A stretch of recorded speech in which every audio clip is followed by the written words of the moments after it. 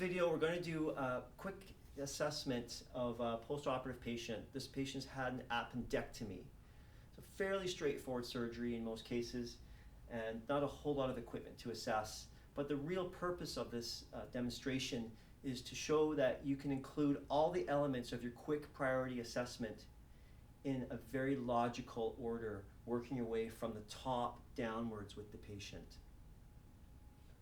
What's also beneficial about doing that top-down approach is, of course, you're starting with your LOC ABC, which is usually your priority area to assess. So we'll start the video off with me going and washing my hands and then entering the room.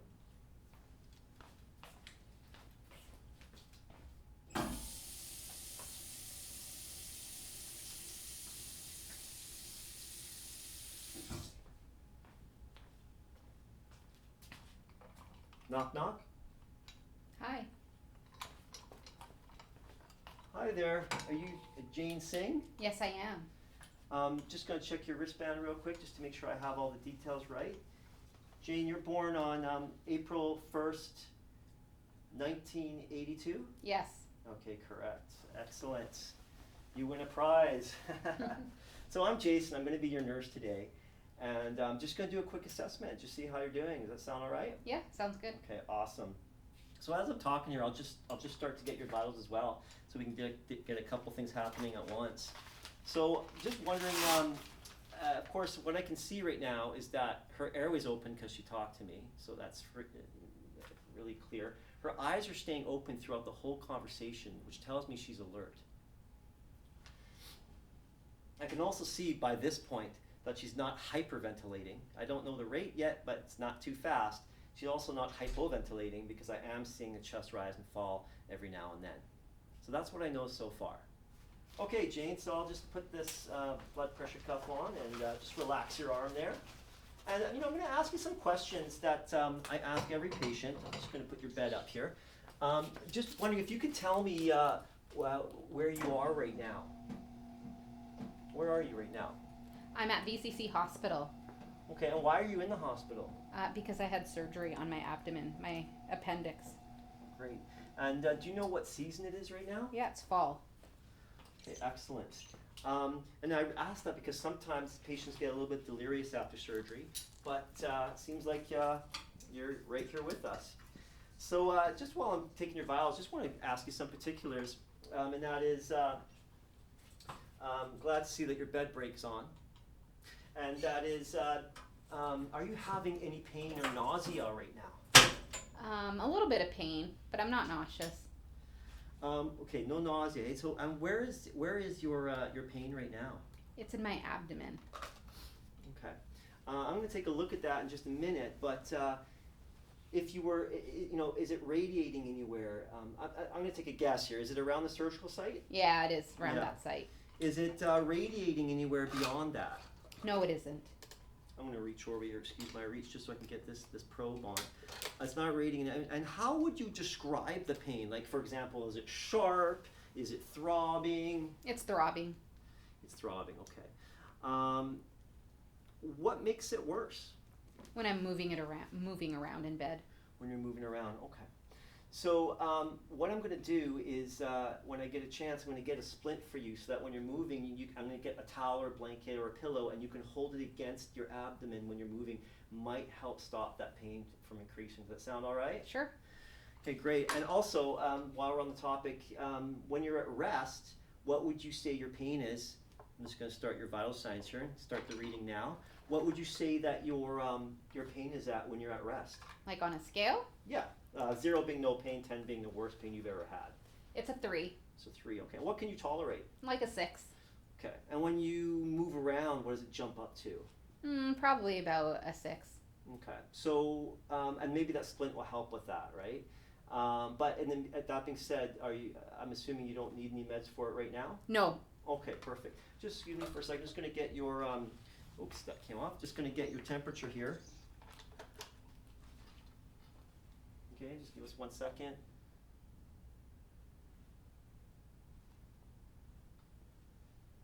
Okay, so I've got, thank you very much, Jane. So I've got a full set of vital signs here.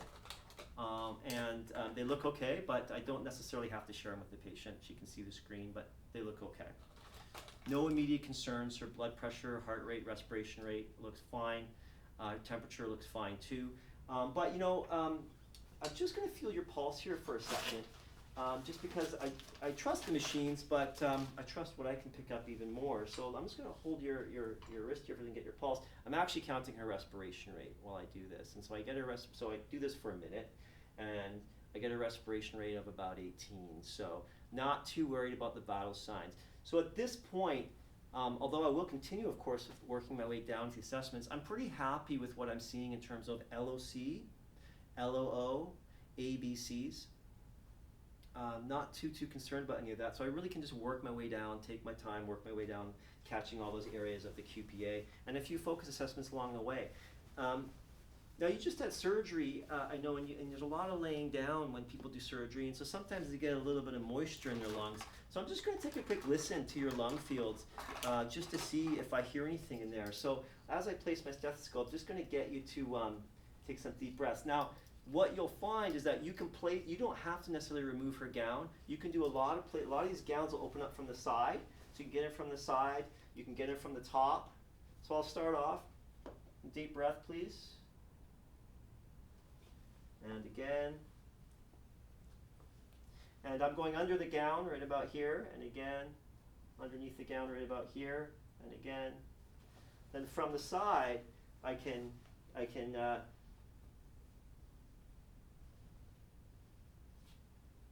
get my bases, counting up about a few intercostal spaces up, midline clavicular.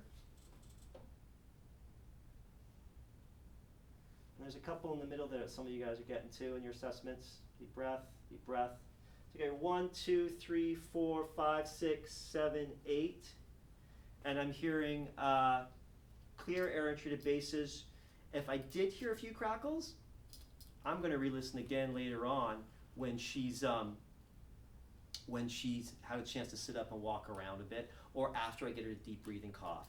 And so this might be a point where I say, can we try some deep breathing and coughing exercises? I teach her that, give her a pillow, she splints, she coughs, I listen again, oh, those crackles are gone. So I'm pretty happy with what I'm hearing in the front nonetheless. I have a way to deal with it if I have a few crackles. I'm gonna keep moving down here. The next thing that I'm looking at, of course, is there symmetrical rise and fall of the chest? And it does look symmetrical. I'm looking for accessory muscle use. I'm not seeing that. And I'll just ask the question. I mean, are you having any issues breathing? Because it's a pretty important system. She says no, and I'm not expecting any. She says no, it feels just fine. So I'm pretty happy with the really ABCs overall. As I move down, I'm looking at skin color. It looks appropriate for ethnicity. I'm feeling her arm at the back of my hand. It feels nice and warm. So does this other arm here. And I'm kind of just doing that little cap refill check, and it's less than 3 seconds, so I'm pretty happy with that. As I move my way down, of course, what shows up, because remember, this is all just geographical, and when I did check her pulse, I noted when I did that breath count also that her pulse was a regular rhythm, and that it was strong. When I counted her respiration rate, not only did I get rate, I realized it was a regular rhythm.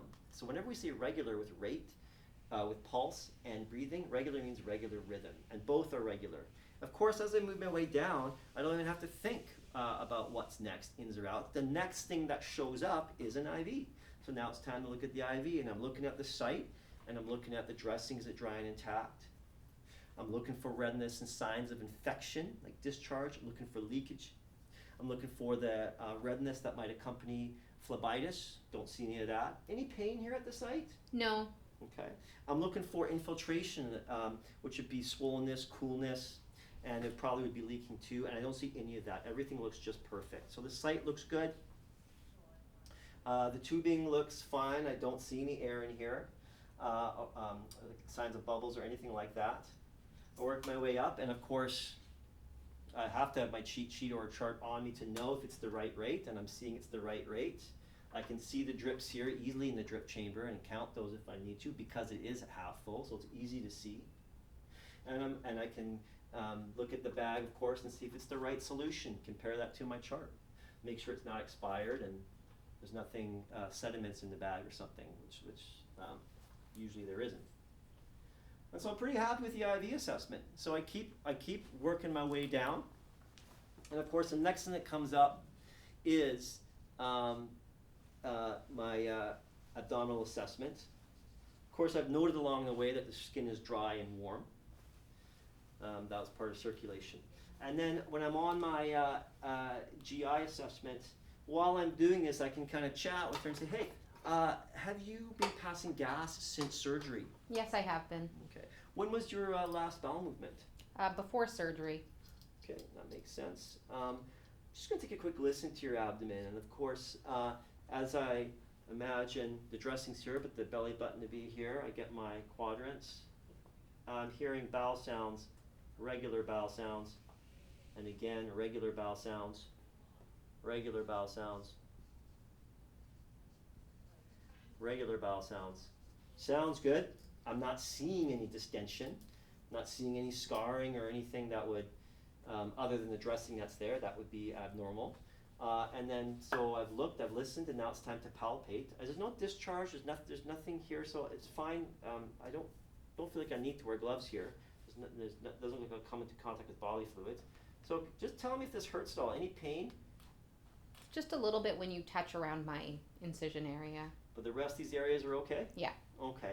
And I note for myself too that it's soft and non-tender. In other words, I'm not feeling any hardness, lesions that might be indicative of some kind of infection or like a protrusion or growth. So it feels soft, non-tender. All right, thank you. As I keep working my way down, I come to the GU system. Now, if she didn't have a catheter in situ, my question would be quite easy. It'd be like, when is the last time you peed? Did it seem like a normal amount? What was the color? Was there any burning? But she does have a catheter, so those questions aren't really relevant at this point. So I'm assessing here, and I'm saying, look, is there dried blood on the catheter? And if there is, I note to self, come back with some towels later and clean the catheter. Is there any bypassing? Is there urine on the bed? No, there isn't. It's perfectly dry. Okay. Moving down, is the cath secure in place? Yes, it is, and it seems like it's at a good level of securement that's not pulling or tugging. Moving my way down, looking at, notice I don't need gloves for this because I haven't touched anything. I haven't touched the catheter at all. That's important to know. You don't need to wear gloves all the time when you assess. So then I move my way down, and to complete the system, we look at the tubing. And as you know, when you look at the tubing, what the tubing is good for is color. If you want to know the color of what's coming out, it's the tubing. It's nice and yellow, a straw color. You can see through it. There's no kinks or dependent loops on the tubing. And the bag is somewhat lower than the patient, which is good for gravity. It's emptying out into the bag. And the only thing the bag's really good for is telling you the amount. You don't use the bag for color, because that's old news. And sure, there might be some sediments from before, but we don't know how old that is. The main thing from the bag is the color. And the main thing from the bag is the amount. And the amount here is fine. She had this emptied 2 hours ago. There's already 400 cc's in there. I'm really not worried about the amount. It looks like a good amount. All right, continuing my way down, then we are moving on to the lower extremities. And so for the lower extremities, you're looking at things. I'm looking at the color, of course, same as the top. I'm looking at what's the temperature like here. Looking for obvious signs of edema, especially around the lower legs, ankles, and feet. I don't see any of that. Can you bend your knee for a second? And doing checks here, maybe just bend both if you don't mind. And I'm looking at the calves, and they don't look swollen at all. They look like a regular size. And I feel for the back of my hand for heat. Make note of that temperature. It's warm, but not except. And really important, the other one's the same. We've caught DVTs before from nothing more than just a change in temperature. But in her case, temperatures feel exactly the same. They're not swollen. I don't see any redness. Any pain in your calves? No. No. Perfect. Good to hear. And if you're not sure about edema too, and even if there is edema, you can press to make sure nothing's pitting. That's another good way, and there's no harm in doing that. And then while we're down here as well, we can check for the pedal pulses. So your dorsalis pedis, got it. It feels good. Posterior tibial, no problem. Got it. Same, strong, regular. Same with the other leg, strong and regular, not an issue. Then we're going to finish up here on the legs here with CWMS of just kind of the feet, the furthest extremity from the body. I'd like to, can I borrow one of your pillows? Do you mind? Sure. Thank you. And I like to cover it up. Makes it easier on the patient just to cover it and say, so tell me when I'm touching a toe or your foot. Yep, that's my left one, the bottom of my foot. Yep, you're touching my big toe on the left. Yep, you're touching my right side, my right foot. Yep, I can feel you touching my toe. Okay, sensation seems fine for her, so we don't need the pillow anymore. Thank you for that pillow. I'll help you back with that. So I'm happy with sensation. Color looks fine already. Again, feeling warm. And so we just need to do movement. Can you move these? We've got the color, warmth, movement, and sensation. We've got them all. So happy with that. In my mind, I'm thinking this is the legs, this is musculoskeletal. I'm going to ask her, look, have you been up walking at all since surgery? Oh no, I haven't gotten up yet. Oh, you haven't got up yet. Okay. So if she'd said yes, she's gotten up before, I'm happy, that's done. But since she hasn't, I actually just want to quickly check limb strength in case she decides she wants to get up on her own. So you can call us the first time you get up, but if you forget and you go without us, I just want to just see your limb strength here. I'm just going to get you to what we call bridge, and that's you bend your knees and just try and lift your bum up off the bed. Oh yeah, I can do that. I'm doing it. Wow, she's able to do it. She can bend her knees and lift her bum off the bed. Her arms have already shown me she's got some strength there with being compliant with everything. I'm not too worried about it. Now, when you get up, if you get dizzy, please just stay in bed and give us a call. We'll come and assess, okay? Okay. Perfect. So for now, I'm pretty happy with musculoskeletal. I'm pretty happy with integument, except I have one more area to assess that's going to cover off the rest of integument as well, and that is the posterior of this patient. So I'm just going to get Nav to help me here to simulate the mannequin, because she's able to turn. Can you turn on your side for me, please? Sure.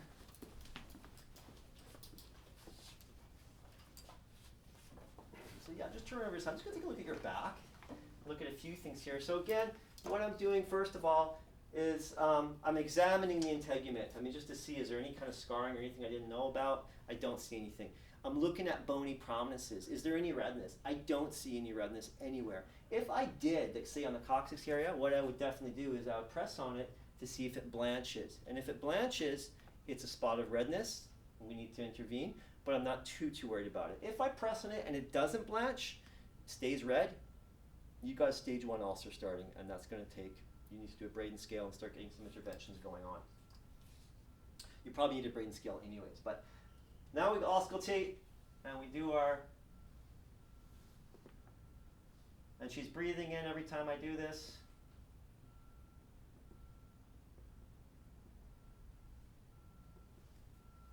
And you can go for the extra. I don't hear any adventitious sounds, or I hear good air entry to bases. So we've covered off that. I'm pretty happy overall with your physical assessment, but I always want to ask the question, is there anything that we haven't discussed, or any concerns you have that you want to tell me about right now? Nope, there isn't.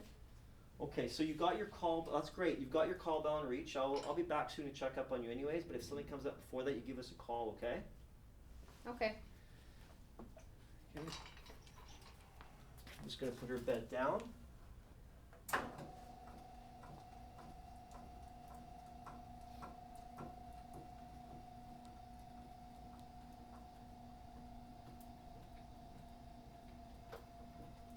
Before I go, I'm just going to finish up by looking at some of the equipment on your wall, okay? Okay. Thank you very much for your time this morning. Yeah, no problem. Thank you.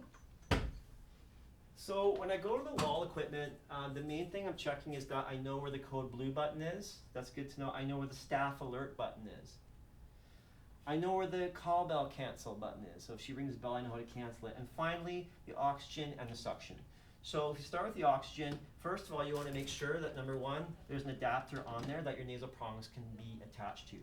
You want to make sure that that's not missing like that, because sometimes you find that. You need to find an adapter in the ward and put it on so that you can actually attach oxygen to it. Then you want to make sure that there is nasal prongs available, which we have right here. They're already open, but it's okay if they're not open as long as they're available. She has nasal prongs. You want to make sure there's a mask somewhere in the room, just in case we have to move it up to a greater intervention of oxygen. So it's there. That's oxygen. Suction, you want to make sure it's working. Okay, and we'll say this is working.